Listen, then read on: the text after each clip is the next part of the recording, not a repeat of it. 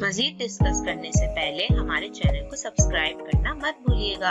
Bell icon को press कर दें ताकि आने वाली हर वीडियो से आगाह रहें। हमारी हौसला अफजाई के लिए हमारी वीडियो को लाइक, कमेंट और शेयर करिए। शुक्रिया। अस्सलाम वालेकुम। आप जैसे कि लोग जानते हैं, मैं कीफ़र के हवाले से बड़े अरसे से वर्किंग कर रहा हूं और उसके साथ प्रोबायोटिक्स और प्रीबायोटिक्स के हवाले से।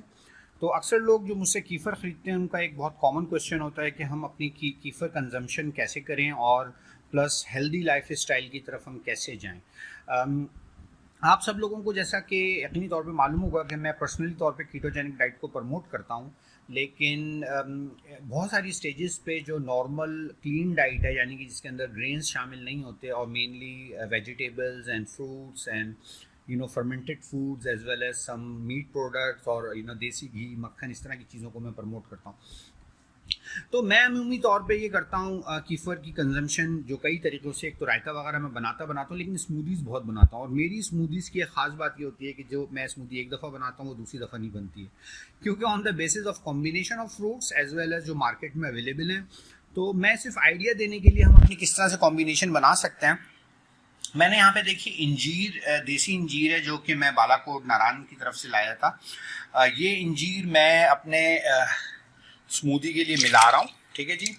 इसके अलावा ये कोई फिक्स रेशो नहीं है चीज़ों का। मैंने ये जो खज्जियाँ आई हुई हैं ये भी बहुत अच्छी हैं और आप सबको पता है इंजीर के बेनिफिट्स बताने की ज़रूरत नहीं है, कुरान ने कसम खाई है इसके हवाले से, और बेशुमार हैं और लातादाद हैं। इसके अलावा खज्जियाँ, खजूर की भी कसम कुरान में बहुत है। और आजकल मार्केट में बहुत ज़्यादा चीकू अच्छा आया हुआ है और मीठा भी है और ज़बरदस्त है। और ख़ास के ये मैं छिलकों समेत रख रहा हूँ क्योंकि जो असल बेनिफिट्स होते हैं वो फ्रूट्स के पॉलीफिनॉल्स में होते हैं, और पॉलीफिनॉल्स जो मेनली है वो आपके छिलकों के अंदर पाया जाता है। और इसके अलावा डेफिनेटली तौर पे इसके अंदर अपने गुड बैक्टीरिया वगैरह होंगे। हाँ, वो लोग जो कीटोजेनिक डाइट कर रहे हैं डेफिनेटली उनके लिए तीनों चीज़ें नो हैं, क्योंकि इसके अंदर शुगर का कंटेंट अच्छा खासा है। लेकिन जो लोग अपनी डाइट के अंदर ग्रेन फ्री हो रहे हैं या पेलियो डाइट कर रहे हैं या स्टार्ट ऑफ द डे यानी कि स्टार्ट ऑफ द डाइट जिस तरह कीटोजेनिक डाइट होती है, उसके अंदर अपने गट बैक्टीरिया को पॉपुलेट करना पड़ता है। और गट बैक्टीरिया को पॉपुलेट करने में कीफ़र का कोई दूसरा सानी नहीं है, ये सब तमाम लोग जानते हैं। और कीफ़र के अलावा भी और बहुत सारे फूड्स होते हैं जो कि definitely in the start of ketogenic diet और during the ketogenic diet we introduce into our gut.